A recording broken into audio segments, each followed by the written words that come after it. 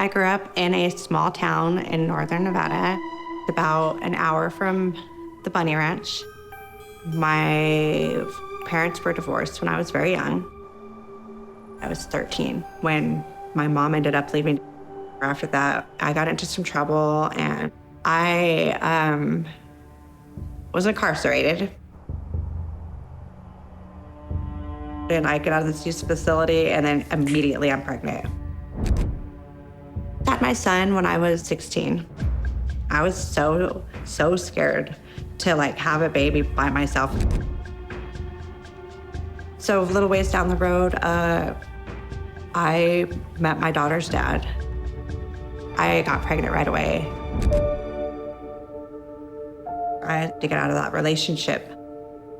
But I remember my aunt and her daughter, my cousin, they both worked for the Sagebrush. I was roughly 11 or 12. And whenever I would walk into the Sagebrush with my grandma, I felt like a little celebrity because all the girls would come up to me and then say hi to me. And then they would all give me $1. They were treated somewhat good because they never seemed miserable or upset. I think that they just missed their kids a lot maybe and they were drawn to me, but I was loving it. So to get out of that relationship and support my kids, I finally was able to come up with the idea to go to the brothels. I'd been watching Dennis on Cathouse for years. Something totally drew me to Dennis, and I was just intrigued by what he was doing and that he was a celebrity and that he was doing big things right next to the town where I live. So I was like, shoot, if I'm gonna work at a brothel, I'm gonna work for Dennis Hof. Rather than Dennis just following the rules, he tried to get away with it.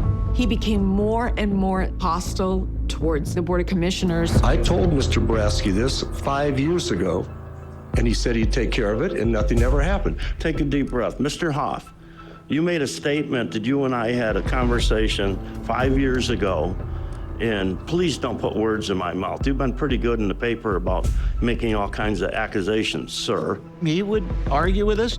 Dennis was having a lot of fun poking at him. So if he could find a devil to point to say, they're after me, they're out to get me, well, he was gonna do it. I don't know that he believed it, but he was gonna use it for his political story.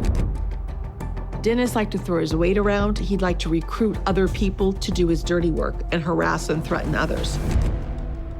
He had a big sign about me, which was slanderous. He had an artist draw my face and then drew a circle with a line through it. Dan Shinhoffen, everything that Dennis did to make a mockery out of him was him asking for it. So Dump Dirty Dan Shinhoffen sold out 8,500 well owners to developers. Stuff was all a lie, but they were putting it out there and everybody was believing it. He exposed them all on his billboards.